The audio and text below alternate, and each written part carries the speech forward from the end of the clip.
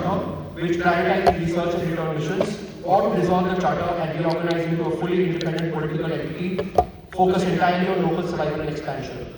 With that, as the info slide topic B reads, that Gongzhou should vote in favor of abandoning Earth's Charter.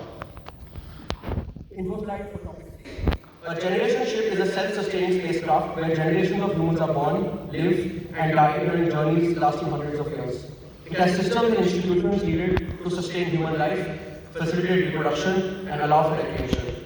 Cryogenic missions instead freeze the crew in suspended animation to sleep through the entire voyage. They cannot be woken up until they reach their destination. The year is 2100, and Earth has successfully developed the technological capabilities to carry on both. With that, as the info slide topic C reads, that Earth's first settlement mission to another habitable planet should be a generation ship rather than a cryogenic mission. The teams eventually ended up deciding topic B, that is the Gongzhou debate, and we are debating on motion 2. Having said that, we now want to hand over to the chair of the grand final to start the debate.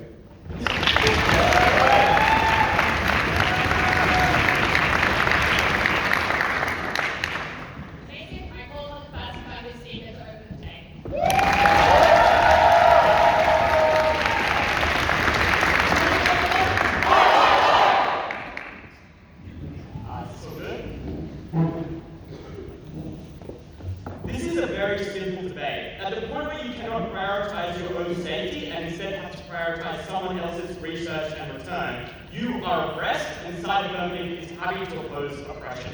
The first thing I want to do in this speech is just give a bit of setup. The first thing I want to explain is, at the point where this debate takes place, it is decades or centuries after the people on this mission have left Earth. And that's first of all because it takes decades simply to travel outside of the solar system itself, which explains you must have traveled for ages to get there. But second of all, it would take ages just to reach the point of self-sufficiency anyway. And that's because you have to build pieces of infrastructure to be able to protect yourself. You have limited resources and it would take ages for them to get shipped there. And you have to adapt to a new environment, which means this debate totally takes place way after you left Earth, and notably all of your connections likely no longer exist, or you've been detached from them for a large extent. But second of all, what do we support on the side of Ermion? First of all, we would support establishing our own political entity. The info side assumes we don't have political agency in the status quo, and that's because obviously our life is determined by what the Charter tells us we have to prioritize, which is notably return and research. We would support making our own political entity. In the short term, this is focused on survival and expansion, but in the long run, obviously our own political entity can transition towards focusing on other things if that's what democracy would prioritize instead. Third of all, we're happy to send information or happy to train them in the long run, but we will not prioritize interests over our own. That's notably what we are supporting on the side of Ermion. And finally, I want to explain is what expansion means in this debate. Obviously, it means expansion in the traditional sense, which is colonizing more land. Obviously, as our population expands, we'll need to expand. But it also can mean expanding the services and the ability and the provision of things on this colony. So, for example, it looks like prioritizing art or culture or life itself, as opposed to simply focusing on return and research. The first argument I want to explain is just why this is principally good. And the thesis of this claim is that there are generations of people on Gongzhou, and it is abhorrent if their existence is solely to help Earth at the expense of their own survival. And we would suggest it is good to offer them sovereignty. Why is this true? First of all, people have a right to self-determination in every instance. And this is an expression of your own bodily autonomy. Earth claims control of your entire life in the status quo. It tells you what your purpose is and what your priority has to be every day. It tells you how to spend your limited resources. Because if you would prefer to prioritize your survival, but instead Earth tells you have to spend that money making sure that you can make a new rocket to return home, that prevents your ability to live your life. It tells you what your goals and your purpose are as a person. We would suggest that it's not something that is good. Insofar as you cannot control what you do and how you spend your life, you have no capacity to determine your own being, and we would suggest that is the point where you are being oppressed. Second of all, you are not reliant on Earth resources in the status quo, and that's because you have reached the point of self-sufficiency, which means you do not require Earth to give you any resources, and you are not reliant on what they give you. And you've shown that you can form your own democracy, which means that Earth's control of you is like asymmetrically benefiting them as opposed to you, because whilst you are not reliant on Earth at all, Earth is telling you that you have to exist entirely in living by what they want to do. The impact of this claim is simple. First of all, it explains why it's principally and politically a great idea for you to have determine your own sovereignty, because it allows you to focus on what you want and allows you to determine your life as an individual. Notably, you have no control to vote under their side, because obviously you are aligned to a charter, which you do not vote and you cannot change. Because under their side, you cannot inform your own life, but under our side, nobody can. But second of all, it explains why over time, people will get to live more meaningful and enjoyable lives, because people can vote for what they would choose to vote for, as opposed to on their side being focused only on one goal, which is to return or to do research. But third of all, it means there is less chance for dissent to happen. Obviously, insofar as there's a big, there's a catastrophe that's likely to happen on this planet, on their side, people cannot choose to prioritize their resources in preventing that, because they have to focus on return for research. But notably, on the outside, obviously we can focus our resources how we want. But that means on the their side, things like riots or political dissent is much more likely because people cannot control their own lives, and at the point where they get scared or get fearful, under their side they're likely to do things like riots. This argument is very meaningful in itself because it explains why people should have the ability to determine what they want to do with their lives as opposed to focusing on what someone else wants to do with theirs. The second argument in this speech is just that people are happy on the outside, which is obviously incredibly meaningful because we would support people being able to live the lives that they want to live. First of all, when you don't have to prioritize research and return, you can focus on expanding on the economy in meaningful ways. It looks like focusing on art and culture and music, all of which are not likely to exist on their side, because every dollar that you have, every resource that you have is focused on instead doing research and returning, which obviously means people on the outside get to enjoy what they want to do with their lives, because it means you can go to the movies, it means you can focus on things in life that are beautiful, as opposed to on their side where you're only able to do things like focus on research and art. Obviously, it takes a lot of your time and effort and money to be able to focus on things like entertainment, insofar as you have limited resources, that has to be spent on research on their side.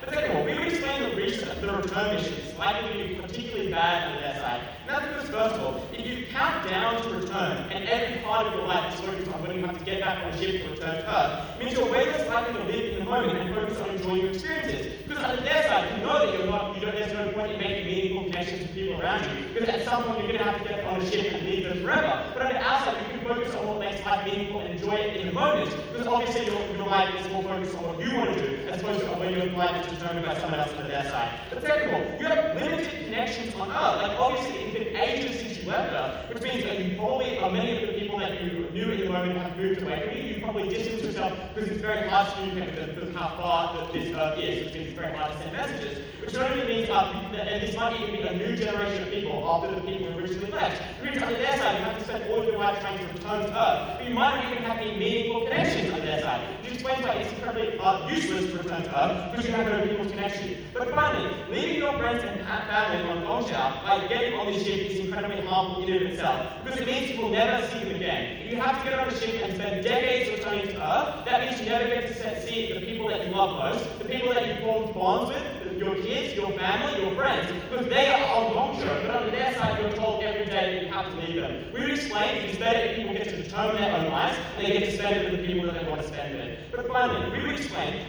we are able to prioritize survival, and that is the most important thing in this debate. Why is it important to prioritize your survival when you have a limited amount of resources? We would explain when you live on a colony that is new, there are many risks that can be existential threats to your ability to live. And that's because, first of all, for example, you have a limited amount of food and farming supplies, which means when drought happens on the outside, you can't ask your neighboring country to send food in, because your neighboring country is decades away, which means the chance of things like drought or food collapse is much more likely to happen on the outside. It also means, for example, if you live in a biodome and now the biodome breaks, there's no oxygen to breathe because you live on a foreign planet. It looks like the fact you have to deal with space debris. It looks like the fact that there might be more worse weather experiences that happen on this planet, means your life is more at risk. But notably, we would spend on our side our limited resources doing things that are able to prioritize our safety. It looks like spending more of our labor on survival. So instead, it looks like making people be farmers more than researchers, which means it's less likely that drought happens or that famine happens, because we spend more of our resources on farming as opposed to doing things like research. It looks like using our resources where there's an opportunity cost on our survival, as opposed to on their side using it to build a massive rocket to go back to Earth, which really insulates us from disaster, because more of our resources are focused on survival. Why should we care more about people on this planet? They are simply just more vulnerable. It does not matter if Earth does not get their research, because you can send someone else, because you have enough resources. But these people might die, and that's why they all prioritize themselves. But second of all, we would explain that moral obligation is based on proximity. A father has more obligation to their son than than you do on someone on Earth. Which explains that these people who are making this vote now have more obligation to people on Earth than they have more obligation to people here than on Earth. But finally, you've already completed your obligation to Earth as so far as you've already sent the research back. For these reasons, could not be prouder to affirm. Thank you.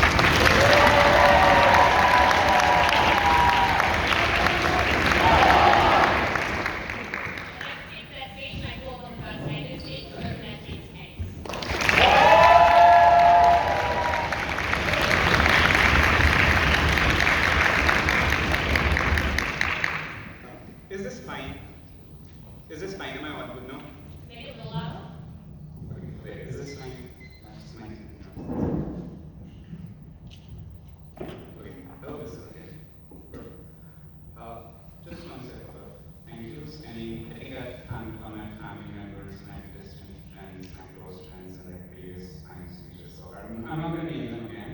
I want to focus on something more important. If you've been observant, I've been wearing the same outfit for the past 3 days. Which is funny. To be clear, I watched the outfit like every single night, so I'm not saying it, right? But the reason I wanted this outfit every single day is because I wasn't expecting us to really get here. I didn't pack for this event. There are multiple reasons for this. The first is that here at ESL team, we generally just didn't really be doing so well against like a lot of Australian teams which are just better societies and resources than us. The second reason is that this is our first Australs, so imagining that we would get here was genuinely just a bit impossible. And the third reason is that our first visas got rejected because we have Indian passports after all. And our second visas came through like just 5 days before Australs, because of which we had absolutely no preparation together. We changed speaker orders drastically just before the tournament. Like the first time we gave 8-minute speeches was 2 days before Australs. We came here and we found out there are reply speeches. We didn't know there were reply speeches that were 4 minutes. We thought it was like a weird format than it is. So we were genuinely just not prepared for this. This shirt seems to be a lucky shirt because Vishwa has convinced me that they have been winning rounds based on my shirt, like this one, and the one he's wearing. So I've just been wearing it for 3 days. I didn't pack a suit. I just want to send a message to all the Asian teams and South Asian teams out there. If you ever think you're not going to reach the finals and because of that you don't pack a suit, you're fucking stupid. Don't do that. Don't do that.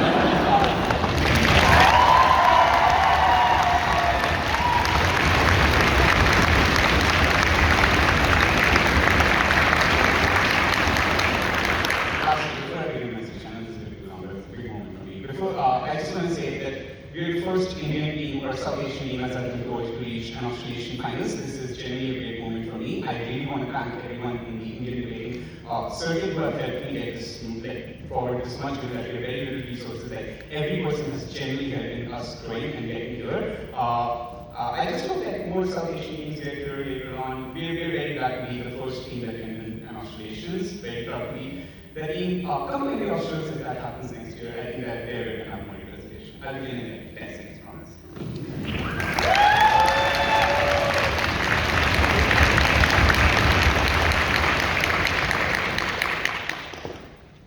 Affirmative is quite right. Exploration is really expensive and it takes a lot of time for you to get outside of the solar system. Unclear how much time it takes, unclear how much resources it takes, but it probably does take a lot of resources. Why do you set up a colony then? A colony that is supposed to be self-sustaining and quite far away from Earth. We posit that there are likely 3 reasons for this. The first reason is that Earth has likely exhausted all of its resources, or is at least near exhaustion of most of its resources that are crucial to maintaining the functioning of this population. The reason for this is, I think, quite intuitive, simple, and in a way we would believe that we have been already exhausting all of our resources for the past 100 years as industrialization has picked up without any laws on it. Even if laws have come up now, most of these resources have already been exhausted and they're not replenishable in the next couple of decades, not even the next couple of centuries. So moving out becomes a necessity if you don't have resources for your population to survive. The only alternative would be for the population to shrink, but this is something that most people are not happy about because it means your economy shrinks as well, which is something most people don't want because it means reduced wealth, reduced living standards, and it means you don't get acute to what you've been acute for a long time. The second reason why you probably move out is because there's climate change and we have already reached an inflection point, the point at which no matter what we do, we can at best mitigate the effects of storms, but we can't really stop them. We have reached the point where humanity might be destroyed by large climatic events. Right now, there were like huge floods in like Portugal. There's a super El Nino happening like every single year. So there are lots of people dying, and we have already reached that self-inflection point. In order to go back, we have to do large amount of work. It's unclear if we can ever go back. And the third reason is probably just because our population increases so much that to continue maintaining the high standards of living, we need resources from other colonies on other planets which are still resource abundant given that we haven't already exploited them. But even if you don't believe that population has grown and you believe that population increases on Earth, then for you to survive with the fewer resources you have, which I just explained to you, you still need the population to move out. So for people to survive, you need resources, and this is likely the reason you move out. This is likely why you invest so much. Before I move on to my argumentation, I want to be clear. This debate is not just about the people of Gongzhou. This is also about all the people on Earth, because these people of Earth are the ones that are moving out. These people are the ones that have invested in these colonies, that have worked for decades on end, maybe a century, like they say, but it's because of these people and their survival that this debate is so important. This is not just about the people of Gongzhou. This is also about the survival of humanity itself and everyone that is living back home on Earth. Why does this colony likely exist? This is a small colony. As the name slide also suggests, this is one that is inhabited by a limited number of humans. So this colony is likely for research purposes, so that you can research the living conditions of what happens when you go outside, live on different planet, for long-term survival. Because you have to grow plants, you have to recycle water, you have to learn how to organize the society, you have to maintain social contact with Earth, you have to create self-functioning societies that are healthy and aren't killing each other. You have to do research, you have to set up production of things that you would need on this new planet, and you have to make your economy function. So there are quite a lot of things you can learn from setting up your first colony, and these are the kind of things you replicate later on for Earth's survival. But not just that, the impact, the point at which you allow this colony to abandon Earth in favor of its self-sustainment is the signal you send to the people back at home, which is that the threat we are facing cannot really be resolved, because no matter what colony we set up, people are just going to go independent. They're not going to send resources back home, they're not going to accept Earth's people onto these colonies, and whatever hopes we have of establishing and continuing our species on other planets gets disbanded. I would argue that this creates a sort of paranoia among the people who feel like they've been betrayed by this colony, given that Earth people and the investors who helped create this colony probably invested billions. I would argue trillions, given how much amount of money it takes to establish these colonies. For all of the money that they invested, these people feel betrayed. What does this lead to? I would argue this leads to a general panic among the investors who feel like this increases their losses significantly because they cannot extract resources from this colony, because they cannot send people there and stuff like that. This would lead to probably future missions being abandoned, or at least the investments in these future missions reducing significantly. Because the threat right now is quite simple. We set up one colony, that colony decided to break away from Earth, so we have no option left because the future colony might do the same. This is quite bad because this intensifies the threat of climate change, of population, and of your resources being exhausted. I would argue that this scares investors for all future missions. Why is this the case? It's because it takes decades to set up a colony. You have to do research, you have to build ships, you have to get investment, you have to have the political middle class laws in order to do this. You need to get approval from the state machinery to build huge rockets. You have to find other colonies, planets that naturally inhabit, and you have to transport machines up there. If this is all that is required, and at the end of the day, investors see that these colonies might go independent and they don't get a dime back on all the investment they've made, which generally might be in trillions of dollars, they give up on all future emissions. Most of humanity, I would argue, becomes helpless in terms of what they consider to be a genuine question of their survival. This is bad, because this means all future investments in most industries likely decrease. The reason for this is that rich people specifically, who invest all their money in growing industries, don't see an opportunity for their wealth to grow. Remember, in this world, the minerals have been exhausted. There are not many resources left. So it's unclear the extent to which you can have economic growth back on Earth. The only reason rich people have invested in this new colony is not just for survival. It's also to see their money increase. It's also to see it improve. But the point at which this colony gets made, they get no economic growth on their side. What do these investors do? They stop investing in future colonies because it's unclear if they will get a return on it. But not just that, they hoard resources back at home for themselves, because now they don't see any option for them to grow their industries, given that there are no resources left. I would argue that this just reduces the economic growth most countries have faced for the past couple of decades, which means people get fewer jobs because fewer factories are being built, fewer things are being consumed. What happens then? I would argue people come into because the first colony has already broken away, something that they put their hope into. Rich people come into despair and they just lose all hope of future colonies being set up and their investments growing. This just leads to more anxiety of the survival of our own species. People start focusing on protecting themselves, specifically the rich people, as they devote more and more resources because they're attempting to secure their survival. They just become more distrustful. The society becomes a bit more anxious, and this is generally what does lead to riots and political disengagement in general. I would argue that this is damaging towards people and all the future generations. And I want to be very clear on this argument. On their side, future generations of Earth are harmed because all investors lose hope as they don't see a path to their investments growing. There are billions of people and billions more that live in the future whose lives are damaged. On our side at best, according to their principle, you give some agency to some people. It's unclear the extent to which they benefit from it, but these are few people that are impacted. But on their side, it's billions of people who are impacted. It's their children who's impacted. It's their grandchildren who's impacted. So the harm that they do on their side is just quite large. But let's say you don't believe our argument that resources are constrained. Let's say that's not the case. In those instances, Earth has somehow figured out to abuse its resource power even more, and we have abundant resources for most things. I would argue, even in that case, where investors would face a panic when they see the colony trying to become independent. In this case, investors would likely push politicians to interfere, and this happens in two ways. The first way in which this manifests is just they appoint political proxies which try to create civil disturbances. This is bad for their colony. So if their argument is that you should have an agency to govern yourself, I don't think they get it from their side because there's definitely going to be interference by these investors, even in the best way possible through political proxies. The second, and might sound a bit unlikely, but this is quite true. I would argue that a lot of politicians on Earth and investors would push to send people from Earth to fight on these colonies and control the colonies so that they can safeguard their resources, they can safeguard their investments. And I want to be very clear here, these investments are in trillions, so their incentive to do this is quite strong. Even if it sounds unrealistic, there is a huge likelihood of this happening. Trillions are going to die on their side.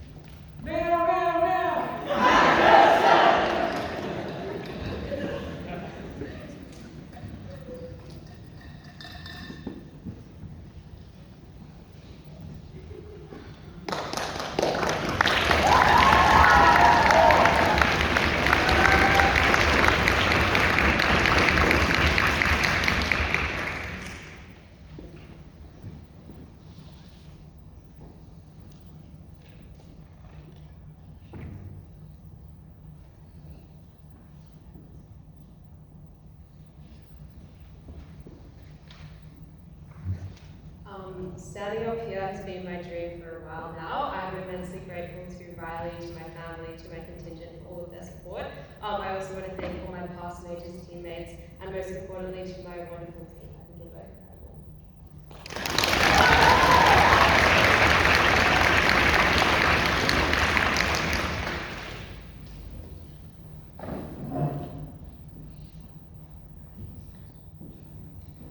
Even if it would improve the lives of every person in Australia, it would be immoral to enslave the nation of Fiji and force them to send their resources to us. If you would not support colonialisation on Earth, you should not support it in space. The most fundamental right of a group of people is their freedom and their self-determination to decide how they live. This team suggests that investors would be unhappy because they would no longer be able to access huge profits from the colony that they control. We suggest this is immoral, that investors should not be profiting off the people of Gongzhou, and you should support their independence. Firstly, on sovereignty. Secondly, on why Earth is not as important. And lastly, on the quality of life of everyone in the colony. We win this debate quite clearly on sovereignty, which they do not respond to in that speech. Sovereignty is more important than anything else in the debate, because people are willing to risk their lives and their safety in order to uphold their sovereignty. People are willing to go to war in order to protect their sovereignty. sovereignty, which means that you should care about protecting sovereignty more importantly than anything else. And I just think that this team, they must respond to this principle, otherwise they just lose. But I want to win this debate in their world and explain why Earth is fine and less important. The first thing I want to do in this speech is respond to their characterization that Earth is likely in a state of disaster and therefore we need to help them. This is unlikely to be the case. The first reason you know this is true is that if Earth has the technology to create a self-sufficient space colony, that suggests that they have achieved significant levels of technological development, which means they have likely overcome the problems this team identifies. It means they have the knowledge to do things like send spaceships to go outside the solar system, to solve problems like how to have enough fuel and how to reduce weight, which suggests they likely can do it again. And secondly, that suggests that they have the technology to do things like asteroid mining, which means that the problem of running out of resources on Earth is unlikely. That means they have technology to do things like access huge amounts of energy in space, which means they can probably also do things like fix global warming and access energy on Earth. You must be imaginative. This is an Earth that has started a colony in space. This Earth would not have the problems this team identifies. But thirdly, it is incredibly unlikely that if there was a disaster, Earth trusted everything on a single colony. If you had the technology to do this, you would have created several colonies and several ships, which means that you're not the only one and Earth is not entirely reliant on you. So that suggests that Earth is not in the disaster this team suggests. We suggest Earth, like on Earth, is probably better than it is on the colony. Because for all the time this colony has been developing, technology on Earth has been continuing to improve, the quality of life of people on Earth has been continuing to improve, and I actually think they are probably living better lives than people who are living in a self-sufficient space colony. You should not care about them more. Why comparatively should you care about the people on the colony? Their only response is that the colony is small, but so is the nation of Fiji, and we should not sacrifice them for the greater good. This colony has existed for decades. In those decades, people have had families. Those families have grown up, the population has increased, and we are talking about a group of people who are the size of a small country. They are important, and they should be afforded the rights that countries have. But secondly, what are the actual harms they point to, and why do they not make sense? Their harm is that Earth will stop investing in other space missions. But firstly, this is tense with their characterization that things are so desperate on Earth. So if you believe that there is an existential threat to Earth, obviously Earth will be investing in other space missions anyway, and this will not be the tipping point for that investment. They need to do so much more work to get to that benefit. But secondly, I think that the people on Earth have already accessed the benefits of this colony,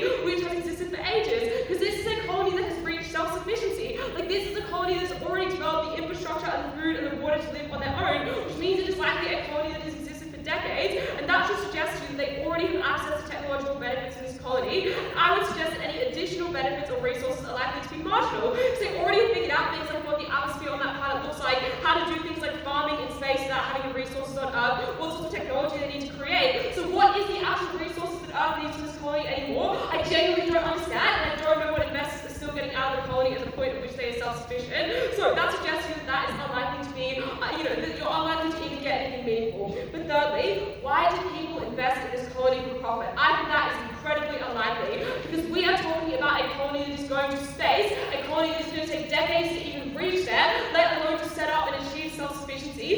This claim does not make sense. You would not invest in this because you wanted to get a profit or resources out of it, which is why the people on Earth would still care about investing in space. They probably did this for the sake of science, for the sake of research, or just because they wanted to. So that claim does not work. Their second claim is that Earth will retaliate and try to reclaim the resources of this state. This is incredibly unlikely. First, if Gongzhou is as important as the negative team suggests, Earth would not risk destroying the technology that they are relying on, which is why the retaliation would not happen, or it would not be severe as that team suggests. We would explain comparatively, Earth is likely to treat Gongzhou like Earth treats another nation. They are likely to do things like diplomacy. They are likely to do things like make deals. They are likely to do things like negotiate, because that is low risk, and that is more popular on Earth, and that is something that is far preferable for the people there, and it is incredibly unlikely to end in violence. But thirdly, even if Earth was angry, and even if Earth retaliated against this colony, they would have years to learn how to defend themselves. It take so long to get from Earth to Gongzhou, so this is not a meaningful harm for the people there. At this point in my speech, you should believe that the people on Earth are less important, because they probably have better lives.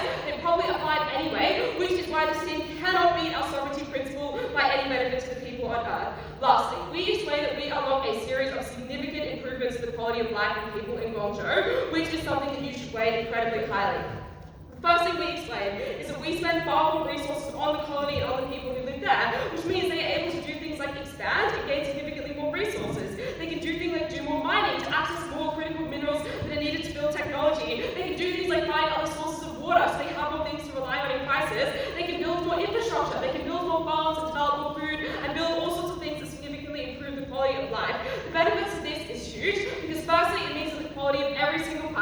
likely to be a large amount of people in groups in that colony. Secondly, it means that when disasters happen, as they are likely to do, the people are able to adapt far better. They have more shelters, they have more food, they have more water, and they have more reserves. And disasters in space are likely because this is an unknown environment. This is one where you're exposed to many risks, things like asteroids, things like space debris. So if you're unsure if people on Earth are struggling, you should be far more certain that people in Gongzhou are likely to struggle, and you should allow those people to invest in protecting themselves. You should allow those people to have more food, to do things like endure drought. You should allow those people to have more houses when some of their infrastructure gets destroyed. So that means that people on Gongzhou, we access huge amounts of improvements in quality of life.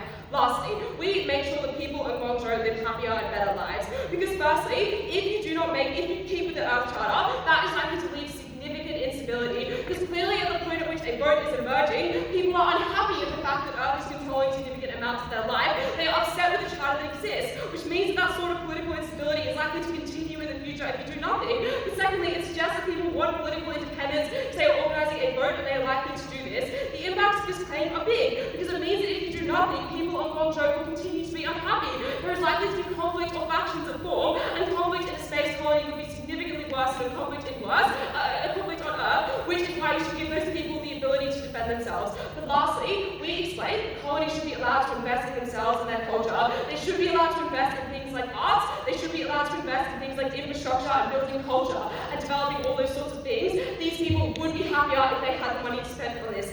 This debate is really, really simple. We are talking about a group of people who have made a huge sacrifice for the people of Earth. They've gone to another country and they've started a new colony. You should give those people the self-determination to decide how they live their lives in that colony. You should allow them to decide how they spend the resources that they generate from that colony. And you should not support the profits and the hard work of the people going back towards investors on Earth. I have never been more proud to have that.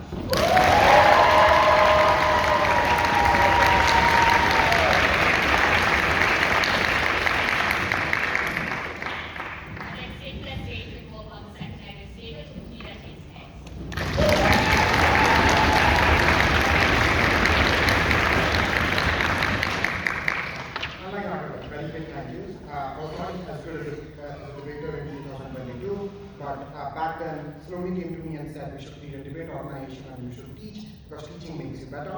We did that and I started teaching and I had a brilliant first batch of students who constantly challenged me. All of them are better than me, and as soon as they enter the university circuit, they will possibly beat me. But I love this organization, I love that Saloni has been created, and I want to thank her and all my students because they are so amazing and obviously are better than me. And I'm so happy that we meet someday. Hi, I'm going to start.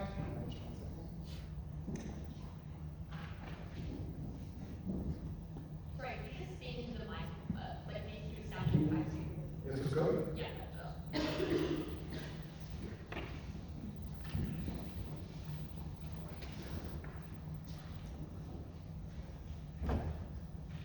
The Dagar principle is insufficient and you know it. We are explaining as if this is a slave colony. It is not. These are a bunch of people from Earth, possibly renowned scientists who are very rich, very often have negotiating power, who went to another particular colony to experiment and possibly settle it out there so that Earth could benefit from it. Very often this happens through a contract. These are people who possibly have already negotiated a set of rights and liabilities for themselves and what kind of rights they have there. But second, Earth is not stupid. Earth absolutely doesn't have full control over their lives because of all the reasons that we have given, that it's thousands of light years away in Bardsley. If all of that is true, they possibly doesn't control each and every aspect of their life, or at most makes all the strategy and political decisions that apply to these people. So it's unclear as to how or controls the amount of time that they spend on playing and the amount of time they spend on romantic relationship. It's just quite likely that God has learned over a period of time.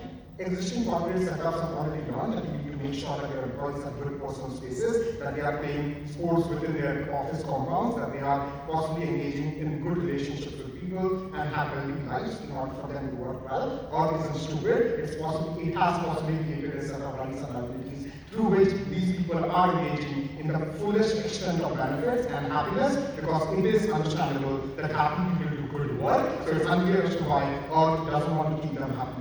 Lastly, it's quite likely that these people have an organization because you need a hierarchical setup in order to work and in order to communicate with God, which means they possibly already have it there, and that is why the info slide doesn't say some independence. It says creation of a fully independent society, which means they possibly have some independence already in terms of how they operate, because the reason they give themselves, which is that they are thousands of light years away from Earth, which means very often they possibly have a hierarchy, where there are people which is structured like a union. Within Earth itself, we allow unions in each and every company. It's quite likely that they have their own union, and they are like employees of Earth who constantly negotiate with Earth through messaging in terms of what they want and what they should get in exchange of the work that they are doing. For example, they could possibly negotiate the working hours, they could negotiate the benefits they get, they could negotiate the fruits that they should get from Earth that they are not getting there. As long as these negotiations are possible, they have political agency. These aren't people who are enslaved. Very often these are people who are highly qualified because they are the only people who can possibly go to a country and go to a colony and do deep research. They are lying to you. This is not like anyone who did in Fiji. This is like us investing in a bunch of people so that they research and then give back to us. And as long as that is true, their entire characterization is simply false. These people do have quite a lot of independence already. But should they deserve sovereignty?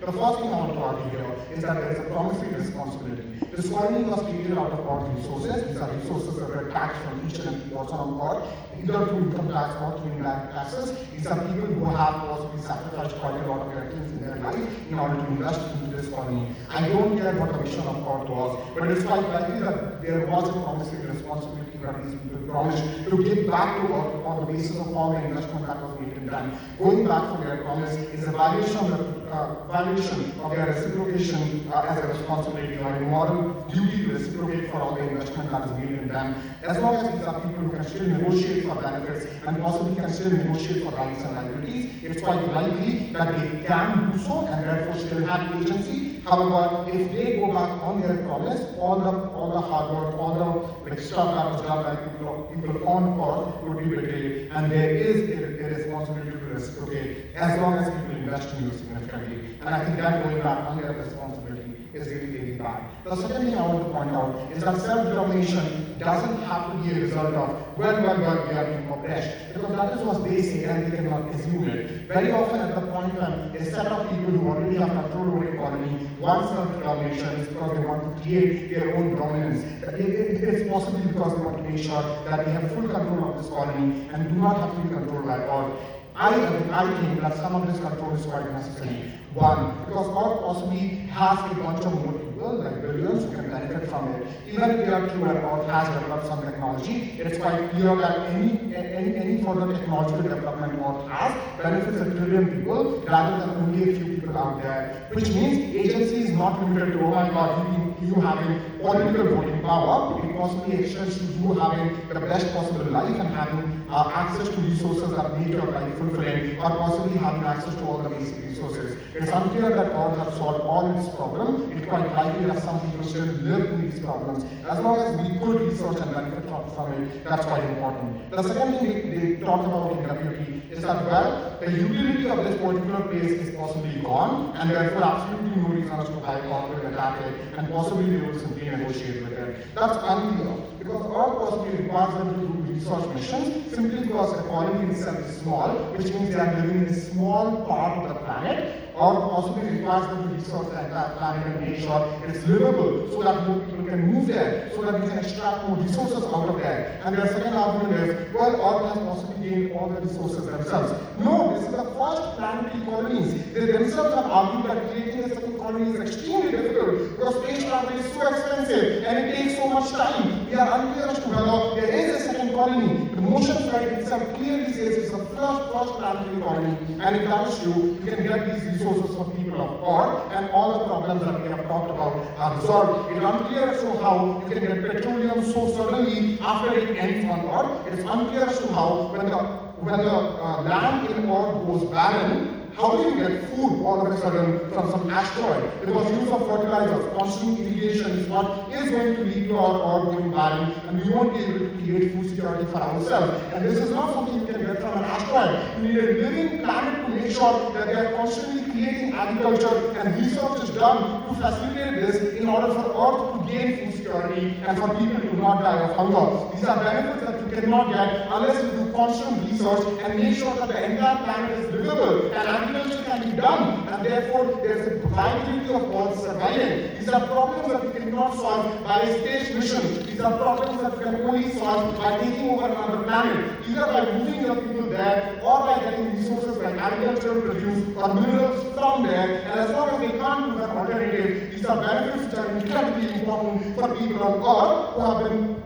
also deprived of their agency when they don't get food. I'm totally unclear of what this agency argument is and why it is totally dependent upon you having full sovereignty over yourself. As long as there is a contractual possibility of you still negotiating and you determine some rights and liabilities when you came to this planet, when you went on this spaceship, it's quite unclear as to why all of this matters. But if their argument is going to be, well, there have been several decades and several generations, it's quite likely that sovereignty in and of itself is not limited to a set of rules that are made by the current generation, because of which we still follow the constitution that were created 300 years ago. But yes, there is a power to amend, just like there is a power to negotiate your contract and make sure you can promise better returns in order for the benefits that you get from God. As long as such negotiation is possible, there is no lack of agency. There is a lack of resources of God, which obviously is something that we need to solve. And as the population increases, as the time goes forward, the resources are going to be far lesser and people are going to die. But if their argument is true, and Earth is so powerful, and Earth is so mighty, Earth will possibly want to protect these resources, why can't they send a bunch of armed forces and get these people arrested? Because these people are self-sufficient, but they are very small, don't have a big army. As long as that threat exists, you can still be politically imprisoned, and a new group of scientists can take over. They haven't fully responded to that.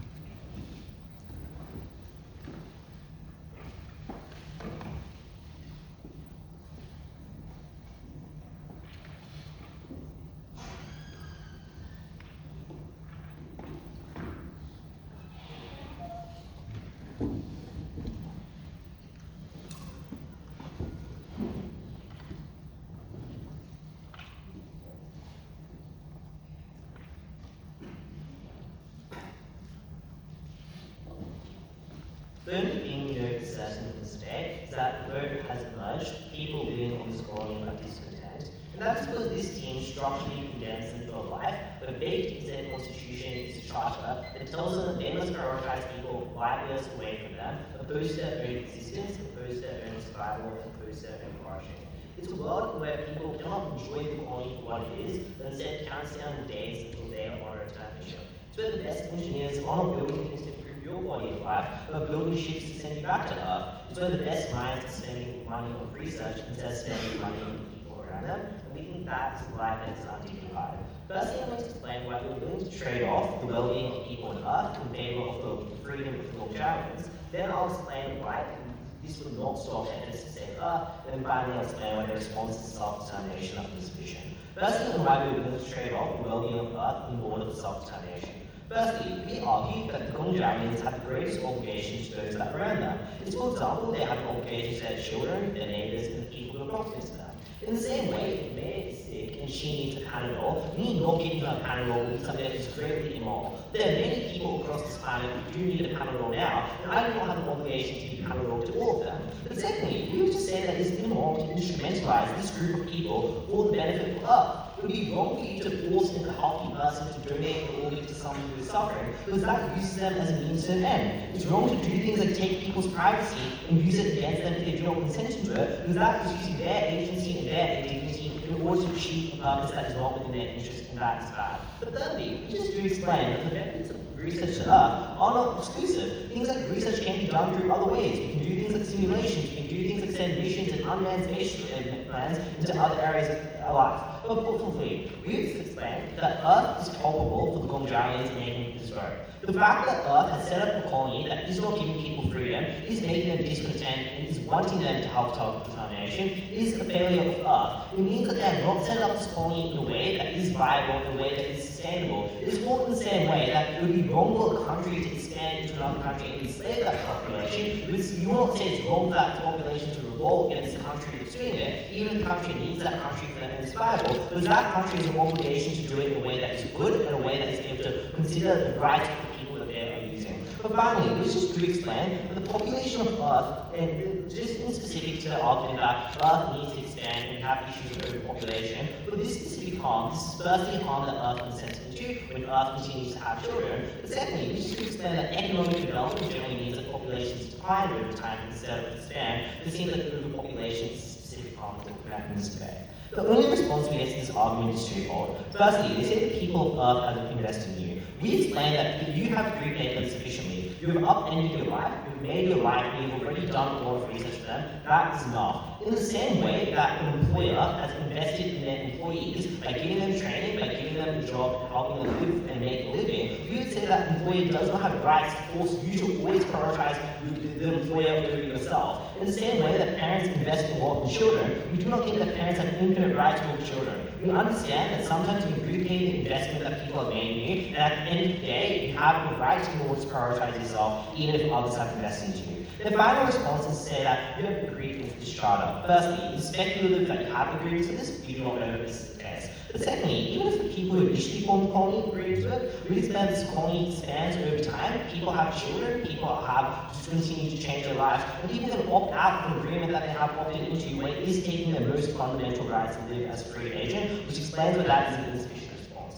What is their claim? Their claim in this debate is that this is going to stop efforts to save Earth. There are 4 premises you need to believe for this team to win. Firstly, you need to believe that Earth does need saving. We explain that this is incredibly speculative. We point to the fact that we have literally invented intergalactic space travel across many light years. This seems to indicate that we have things like good energy efficiency. It seems to indicate that we can do things like have large-scale projects, create things like biodomes, create things such as natural habitats, artificial habitats that where people live in. We explain that most of the harms of climate change, most of the harms of existential risks are likely to be things that we can solve through other means. Even if it means going out and creating new colonies on the moon, on Mars, these seem to be things that Earth can do in order to have this survival be ensured. But secondly, I would say that it's super speculative that Earth is at an existential threat. The obvious intuition here is that in this slide says that part of what they're prioritizing is return missions to Earth. If you're prioritizing return missions to Earth, it seems like people won't be spending light years and traveling back to Earth's place that is destined to die. Which explains the entire premise of their case. You should be quite speculative of. But finally, we would just say that there are clearly other ways in which you can do this. We can also do things like send information. If Earth can buy this off it, we can still negotiate and have amicable relationships with Earth. And if you believe that this is so vital to Earth's existence, we can have negotiations are likely to exist, even if they do declare independence. But secondly, if you believe that this is an existential threat to Earth and this is a unique way to solve it, we would just say that there are arguments that investors point out that Earth giving up makes zero sense. If it is an existential threat, and it's the only way for Earth to live, and it's the only way that Earth will not be destroyed, it explains why in many instances people would still have a maximum incentive to invest. And I would explain that even though they say that independence will scare people off investing in colonies, they never explain why we can't isolate what caused the colonies to want independence. It's very possible that investment can still happen, where we do things like establish colonies in better ways. We do things like give people more entertainment, give people people more self-determination, and we give people a greater ability to live their life. It is a maximal incentive to explore the Earth and necessarily find existential ways to fix Earth if the Earth is at risk. Clearly that exists symmetrically, and there are better ways that we can learn from the colony independence and how we can still do it. They thirdly then have a claim to say that maybe this will result in more domestic demand in the Earth, like collapsing because investors will be scared, but clearly where there's demand for goods in the economy, people would invest in order to make money, because even if Earth will eventually die, it's still a short-term incentive to make your life better and get goods. But finally, this team has no engagement with that counterfactual, just to explain that when people want their own right to self-determination, the people on this colony eventually would just stop researching for you. They would take up arms, they would protest, and that's the counterfactual that they never engage with. Because we know a vote has emerged, and if you do not allow these people to get self-determination, they'll take it into their own hands and they'll have to show discontent. What are their own claims? The other claims in this debate is to say that politicians will be lobbied by wealth, and the politicians, and you will not have true independence. The first problem to this is there's no explanation by any substantive speaker as to why lobbying is effective. We explain that you're more likely to be prone to influences by people on Gongzhou, proves that you live there and you want to reap the benefits of Gongzhou being safe and Gongzhou prospering. Because you're accountable to people who are most proximate to you, but because in many instances there is clearly a voting mechanism that occurs in this debate, and we can obviously model it that we set up a democratic colony, which people have some level of democratic accountability or fear of protest in order to maintain its alignment. But secondly, we just do explain that the people of Gongzhou are likely to hold you accountable. The final claim is to say that clearly you can still get independence and you can negotiate for it. The problem that this team has is the level of constitutional charter that Earth puts on the Gongzhouians is so existential. It is a charter that tells you, no matter what, you must always prioritize research and helping Earth over your own dignity and your own survival. We would say that negotiation is symmetric in this debate. We can declare independence, we can declare a world in which we help our own survival, but we can make it reliant on Earth also helping us. Clearly that is something that can exist on both sides, but what they cannot negotiate and what they must stand behind is these people always living a life that is subservient to Earth, and we would say that that is a level of infringement and self-determination that cannot be negotiated out in this debate. Finally, we say Earth were made. One, this seems expensive. Two, maybe there would be domestic backlash from Earth. But three, you're right ways away from Earth, and moving through like military operations are likely to get good and invading. For these reasons, self-determination is good. We owe it to them.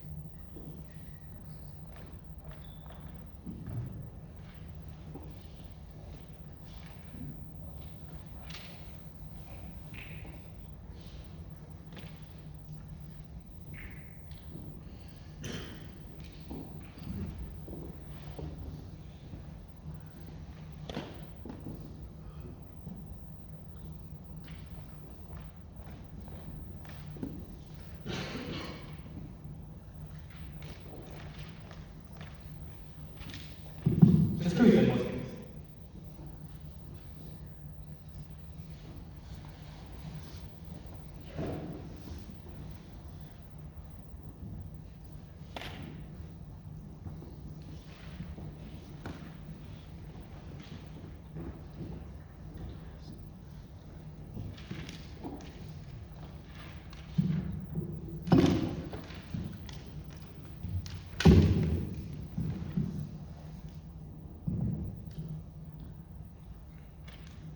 You're good.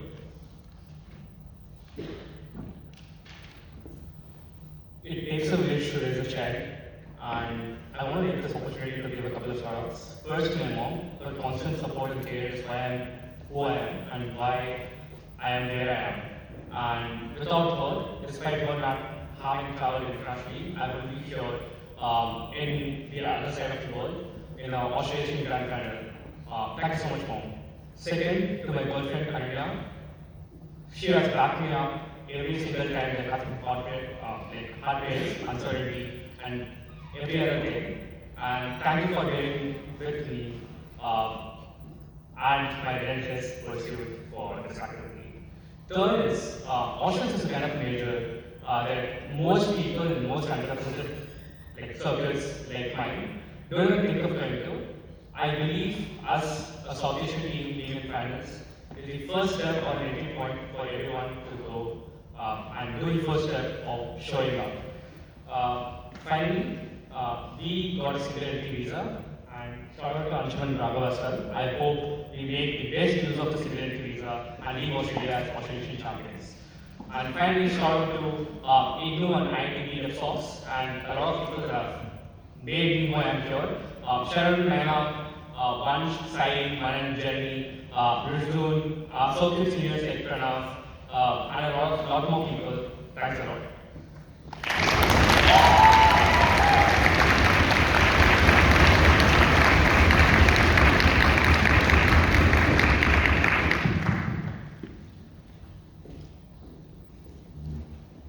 I know this debate has been messy. That's why you need to look at your notes. Their entire argument is premised upon the fact that there's a huge trade-off between being in this charter and the survival agency of these people. They never give any analysis as to why this is the case, why a trade-off exists in the first place, why these people can't both be in the charter and can exercise their agency, and why it's the extent of violation of the agency is so much so that the principle activates to the extent that they claim they are. I'm going to give 4 flips as to why this is not the case, why both are mutually exclusive,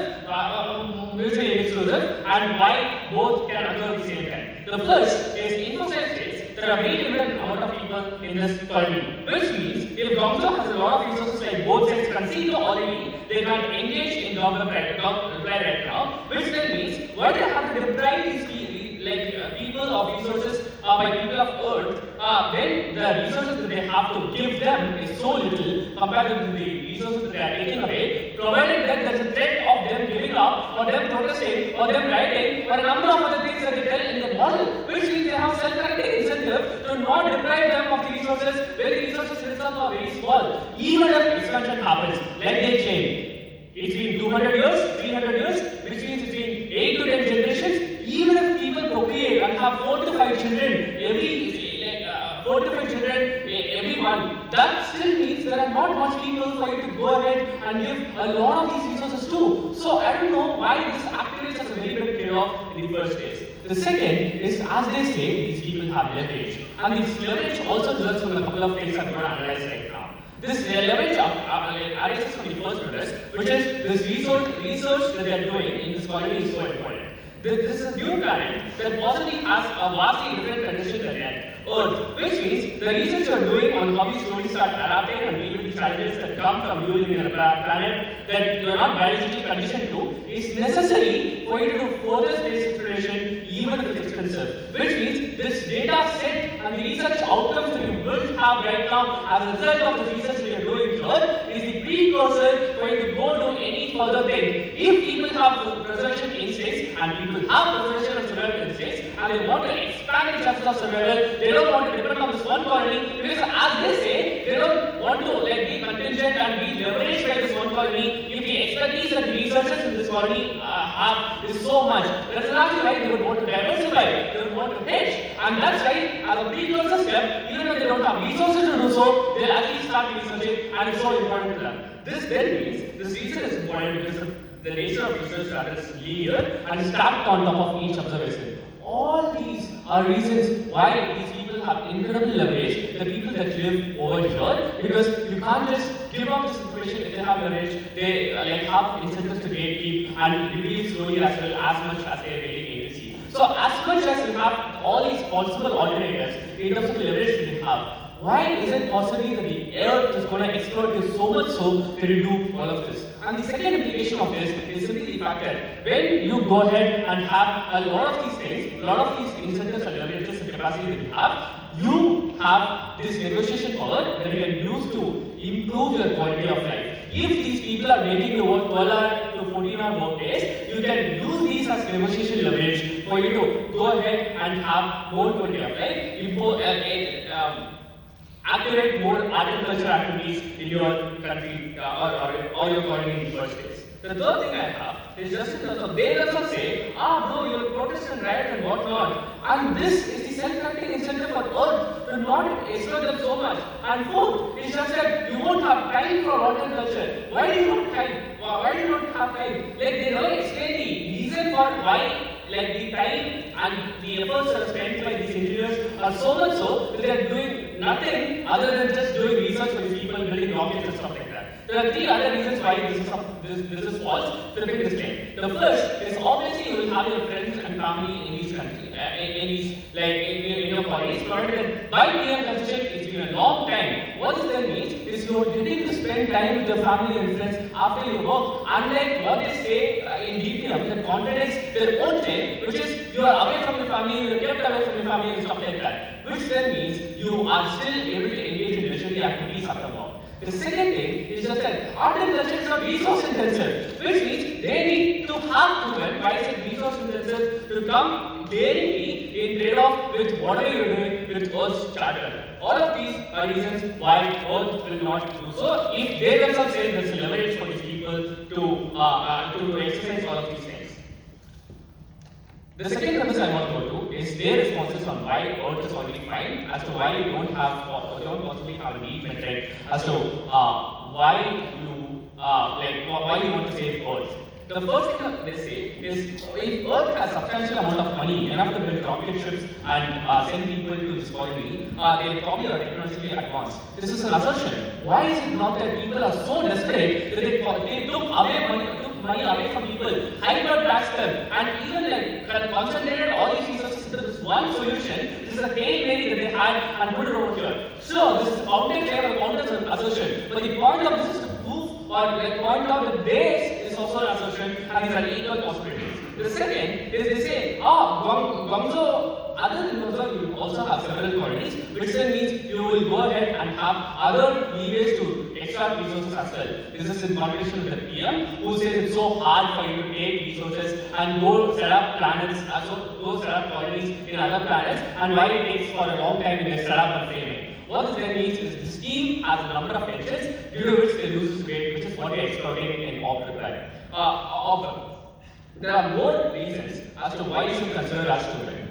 If this is a wash so far and you don't consider anything at all, and you only consider the principle, there is a completing principle that also exists, which is people in Earth have paid taxes, people in Earth have contributed their IP, people in Earth have contributed their manpower and knowledge, and it takes everyone's democratized effort, everyone's collective effort for them to go ahead and have achieved all of this. Which means it's their burden to have proven why all of the progress that they have done in this colony is a sole claim or is a sole achievement for you to take claim of all of this, deprive people of Earth of all the resources that they desperately need. All of this means you need to weigh this principle over their principle because they don't do the extent of this principle. How do we do the extent of this principle? The extent of our principle. This comes from a pragmatic claim, which is just in terms of rebuilding of what the need metric for Earth to get a lot of resources is. Three things. First, look at Earth right now. It has exhausted necessary natural resources for survival.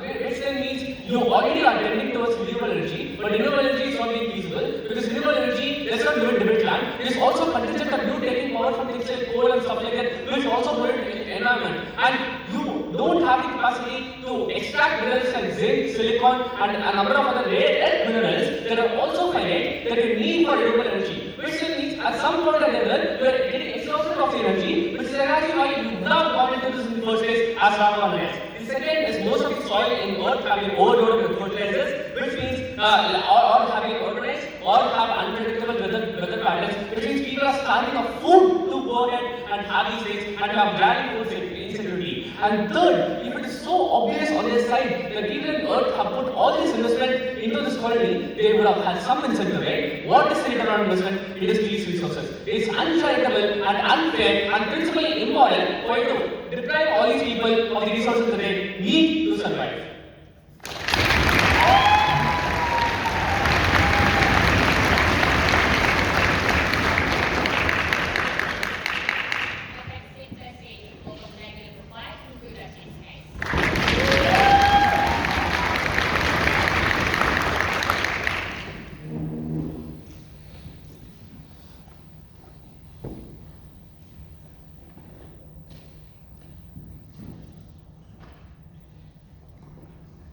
I've done 13 rounds in this hostel, but I'm amazed by how much can you assert as a premise. The first premise is, these people are incredibly exploited, they have absolutely no rights. Pure assertion, absolutely no reasoning. Their second premise is, well, these people have already given back to Earth, and Earth has already gotten everything that it wants from them. Pure assertion, no reasoning. The third premise is, well, these are people who possibly want, the reason they are voting in the first place is because, well, they have been exploited. Again, no reasoning, only an assertion. Almost everything they have argued in this debate is pure assertion backed by rhetoric. But most importantly, what is their argument on self-determination? They have absolutely no principled reasoning. If you look at their speeches, it is only principled analogies about how we should not perpetuate slavery. It is about how we should not exploit people and why people being deprived of self-determination is such a bad thing. But have they given any reasoning as to why these people are deprived of self-determination in the first place? Absolutely none. When all of that is not given, you cannot buy their argumentation, because their argumentation itself proves that these people are capable of protesting, that these people are capable of holding back work, which means they have leverage, which means they can negotiate, which means they already have quite a lot of power within the society. Even if you don't buy anything in deputy, you possibly buy into their own arguments about these people's ability to protest, about these people being light years away and therefore are not having direct control over them, and therefore they are quite independent. We prove to you that they are independent according to the existing laws within Earth about employment and how employees are treated. They are independent because nobody will agree to go on a space mission without a negotiation, without a contract that already determines rights and liabilities for them. What they want on their side of the house is to simply go back on their word and leave Earth to fend for itself. Because this is the first self-sustaining colony. Even if you believe that there are other ways in which a colony can exist, this is the first one that is self-sustained, and therefore it can now go on to do more research, return that research,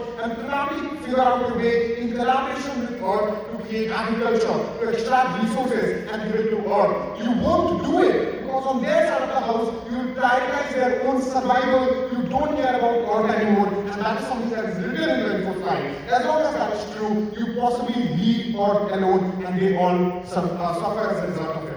What is their response to this? Their response is, Earth could have solved all its problems because of technological advancement. That is not true, because they haven't given explanation as to how we solve problems like food security, lack of resources as a result of technological advancement. The only reason they give is, well, you can go to asteroids and get petroleum, but how? Or do all the asteroids have petroleum? Do we have knowledge of this? Do we know that asteroids can give you food? The answer is no. As long as that is true, all they do is assertions. And these assertions are ones that you cannot buy. What you get from our side of the house is a premise for which reasoning is given. We give you reasons as to why the likely scenario is that the population increases, is that we lose access to resources, that we have a food security problem. All of this is done with reasoning, and therefore you should buy into it over a premise that is only asserted. And as long as that is true, we prove that at least there is some likelihood that all these things occur. If there is some likelihood that Earth's people might be starved, there is value in saving trillions of people who might die, let's say in a 10% probability. Even if you don't buy that trillions of people are going to die, let's say millions of people are going to die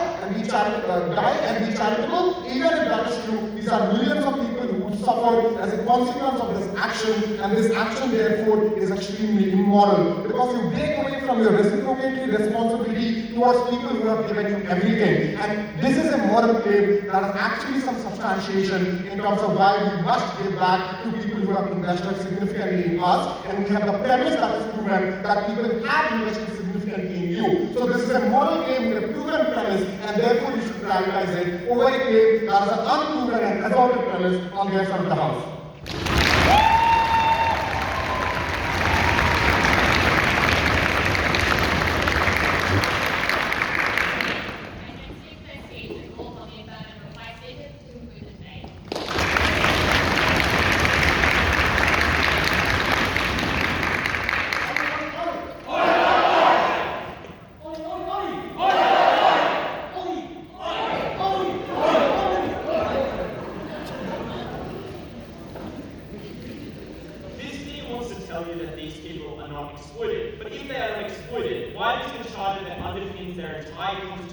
said they have to prioritize research over safety. Like, if you believe you can care about your safety and research at the same time, we can do that too, which is notably what we modeled in at first Affirmative. And then this debate becomes a weird position, but essentially this debate is just about changing the words of your constitution. We would suggest, if that's what the debate becomes, we would support changing the words of your constitution to say you can prioritize your own safety and have self-determination, because that is a principal benefit in and of itself.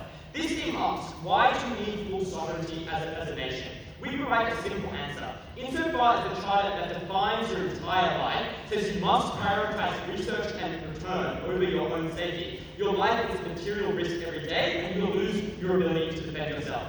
Their claim is why can't you unionize? But the goal of unionization is specifically to abandon this charter, which is essentially what we support as side Affirmative. The problem is that this debate it says that in their constitution now, you must prioritize something other than your safety, and that is what we oppose. Panel, I do not say this lightly. Children are born on Gongzhou and will continue to be born into the future that are told every day that the purpose of their life is to prioritize research and to return to a planet they have never seen, to a planet that they've never received a benefit from, for a planet that is millions and millions of kilometers away. And I would contend, at the point where you are told as a child that you cannot defend yourself, that is the point where you exist in slavery. And we would afford them the right on the side of government to choose to be able to determine their life, even if any of their arguments are true. What does Earth look like in this debate? Because no, they premise their entire case on a Hail Mary that Earth is nearing collapse. And the observation I would make is that if Earth is nearing collapse,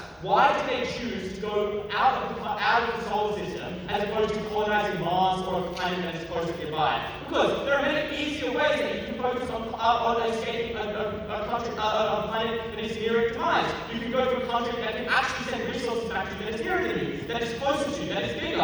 Why do they choose this planet? We explain a much more persuasive set of reasoning why they are likely to be on this planet. We told you that they have reached a point of technological advancement. That means they are not at the whims of climate change or the whim of overpopulation, because they can do things like farm asteroids, or they can reach other planets. Which explains it is much more likely in this debate that Earth is in a particularly good spot than a particularly bad spot, because all we know is that they are technologically advanced enough to reach this country. But second of all, we explain that the charter is to return to Earth. Why would the charter say that you have to prioritize returning to Earth at the point where your Earth is likely to reach collapse? Obviously, if this debate was about a planet that was likely to reach collapse, they would not care about return, they would simply care about research. Which notably means that it like directly points to the characterization that we give you, which is that Earth is in a good spot. And this is notably important analysis. Insofar as you believe that Earth is fine, their case literally boils down to an argument that they should not break a promise or a contract. I contend self-defense is a pretty good reason to allow someone to break a contract, but notably, the people on this planet, the people on this colony, might have not even been born at the point where the contract was made, which explains that they should never be held to a contract that had nothing to do with them. Why should we care about self-determination over everything else in this debate? First of all, if you are uncertain as to whether Earth is an existential threat, it is certain comparatively that Gongzhou is an existential threat every day, as you do the analysis you gave you first, which explains you should prioritize them. Second of all, this thing never proves why sending information back is even important, because we observe, we still send back the information we have, and secondly, Earth already has proof of concept about whether the ship or the colony works, so that they don't even need more research. But third of all, this thing needed to explain either why they can send back this research, like this is notably millions and millions of kilometers away, and this thing never even showed that they have the capacity to do it. This thing needed to explain why sending back all their resources is so important. But third of all, learn how to mitigate all their benefits. It is easy to send back all the resources you want, they do that on our side as well. But fourthly, safety is prior to all of their benefits, because insofar as this colony is destroyed, they cannot send any research back in the first place. So proud to affirm.